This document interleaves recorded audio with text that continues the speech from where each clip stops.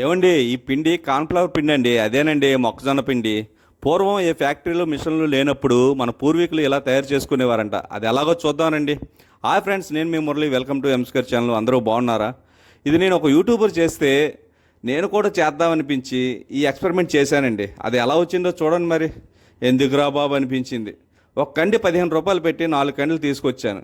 వీటిపైన ఉన్న పొట్టుని తీసేసి కండి 2 ముక్కలుగా చేసి పదునైన శాఖం తీసుకొని ఈ వీడియోలో చూపించిన విధంగా కట్ చేసుకున్నా. ఆ గింజలన్నింటినీ ఒక గిన్నెలో వేసి నీళ్లు పోసుకొని 12 గంటల పాటు నానబెట్టాలి. నానబెట్టిన ఆ నీళ్ళను పారబోసి వేరే మంచినీళ్ళు పోసుకొని మిక్సీ ఆడించుకోవాలి. తర్వాత ఒక జాలి సహాయంతో వడగట్టుకొని మిగిలిన పిప్పిని మళ్ళీ నీళ్ళు పోసి మిక్సీ పట్టాలి. ఈ ప్రాసెస్ అంతా పూర్తయిన తర్వాత ఆ మిశ్రమాన్ని 5 గంటల పాటు ఒక దగ్గర మూత పెట్టి కదపకుండా అలా ఉంచాలి. పిండి అంతా అడుగు చేరుకొని పైకి తేట నీరు చేరుకుంటుంది. ఇప్పుడు ఆ నీళ్ళన్నింటినీ నిదానంగా పారబోసి మిగిలిన పిండిని మిశ్రమాన్ని శుభ్రంగా ఆరిపోయేదాకా బాగా ఎండ తగిలేలా పెట్టుకోవాలి. ఎండబెట్టిన పిండిని చిన్న జల్లెడ సహాయంతో ఆడించి మిగిలిన మెత్తని మొక్కజొన్న పిండిని ఫ్రిడ్జ్లో స్టోర్ చేసుకొని అవసరానికి ఉపయోగించుకోండి.